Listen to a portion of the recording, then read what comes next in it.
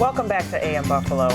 As mentioned before the break, January is Sex Trafficking Month. Yes, and we have on our show today Kelly Galloway, who of course is with Mona's House, Project Mona's House that is, to talk about what we should know as a community of Buffalo, because we hear about it a lot on the national level, but it's really important for us to understand that Buffalo is not, unfortunately, separate from this. Correct, correct. So tell us about that if you could. So Project Mona's House exists right here in Buffalo, New York, as Buffalo's first restoration home specifically for women who've been victimized by human trafficking. And the reason why I wanted to do that is not just because this is my hometown, but it's because there is such a great need, because individuals sometimes think that human trafficking only happens overseas. But it's actually happening right here in our backyard. Tell us how that name came about, because I love this story. It's a very touching story. So I was living in a city called Thessaloniki, Greece at the time. And I was working with, at that time, the world's largest anti-trafficking organization called A21. And they said, hey, Kelly, we want you to work within this safe house. And in that safe house, it was a woman by the name of Ramona. And at that time, I was the only person there that could communicate with her because she only spoke Spanish. And I remember it was one day that Ramona was just sitting on the back porch, just drinking coffee. And I was like, you know, this is such a terrible situation that you're in. Why are you so positive all of the time? So you have to remember, like, Greece is like a destination place. Traffickers are bringing women there to sell them. And she ended up in that place, and with all these different people that did not speak her language, whose culture was completely different from theirs, but she was always filled with so much joy. And so I asked her, I said, you know, like, why are you always so happy? And she said, well, Kelly, like, I just believe that tomorrow is going to be better than today, and 2 days from now is going to be better than tomorrow. That's how I interpreted what she said. And to me, it spoke to my heart, like, I've already survived 100% of my worst days. And if tomorrow will be better than today, then when I open up a space for human trafficking victims in my home country and in my hometown, I want to name it after this woman, because she is the epitome of hope, because that is what people need. Not just human trafficking victims, but everybody. We all need hope. And to me, Mona embodied hope, and that is the way that I chose to honor how she changed and transformed my life. I love that. And one thing to be understood is that days get better when you hit rock bottom. You only have one direction to go, correct? You only go up. So here's where we need to get very, very serious with you. You were talking about how people think this sort of thing only happens overseas. Let's talk about the local level. What happens here? So human trafficking definitely happens in Buffalo and all of the Western New York region. So much so that I discovered that the hardest part of my job was actually convincing locals that it happens here. And so one way that my team and I decided that, hey, this is how we're going to prove that it happens here. We work with women who were born and raised in not just the city of Buffalo, but all around. And we created a film called Sold Next Door that's completely free on our website, because our goal for 2023, we have one word, and that is amplify. What do we want to amplify? Their voices, their stories. For those that have not seen that, what does sex trafficking look like? Because there could be a misconception on what it actually looks like. So some people just think that it is just prostitution, a woman standing on the streets and she is being bought and sold for her body.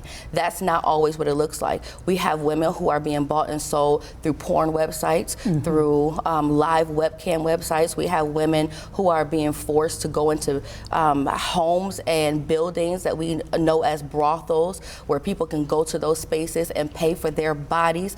And unfortunately, I wish that we can say that it was just women or just men, but a lot of these cases are also children, people under the legal age of 18 or under the age of consent for New York State, which is 17. So sex trafficking within our region looks like people on dating sites requesting for a woman to come and expecting something different.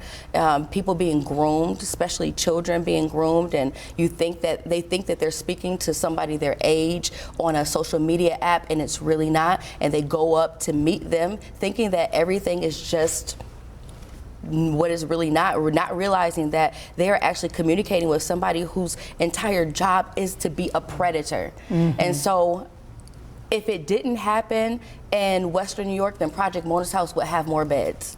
Right. Yeah.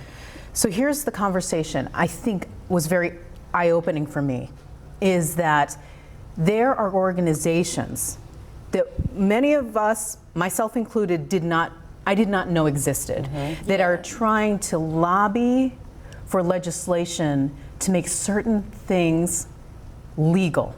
Yeah. Can you speak to this? Because I think that this is what we are here for. This is what AM Buffalo is here for, to help engage and educate the community on things that they might not know is going on out there. And you told me something this morning that has opened my eyes and shocked me to my core.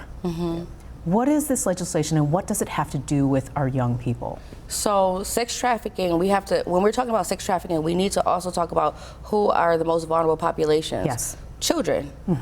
And there's an organization called MAP, and what it stands for is Minor Attracted Persons. And they're trying to push legislation in all of New York State and even other states around the country to legalize pedophilia. And so a lot of times when I talk to parents, they're never like, hey, Kelly, I always knew my child would be a victim of sex trafficking.